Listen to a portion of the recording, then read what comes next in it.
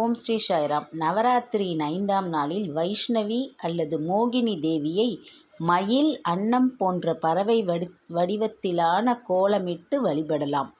மனோரஞ்சிதம் அல்லது பாரிஜாத மலர்களை கொண்டும், இலை வகையில் திருநீற்று பச்சளை அல்லது விபூதி பச்சளையை கொண்டும் அர்ச்சனை செய்யலாம். நெய்வேத்தியமாக தயிர் சாதமும், தானிய வகையில் கடலைப்பருப்பு அல்லது பூம்பருப்பில் சுண்டல் செய்து படைக்கலாம்.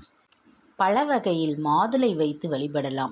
இந்த நாளில் பந்து வராளி ராகத்தில் அமைந்த பாடல்களை பாடி அம்பிகையை வழிபடலாம். இன்று அம்பிகைக்கு ஏற்ற நிறம் சிவப்பு. நவராத்திரியின் 5ஆம் நாளில் விரதமிருந்து அம்பாளை வழிபட்டால் அனைத்து விதமான செல்வ வளங்களும் நமக்கு கிடைக்கும்.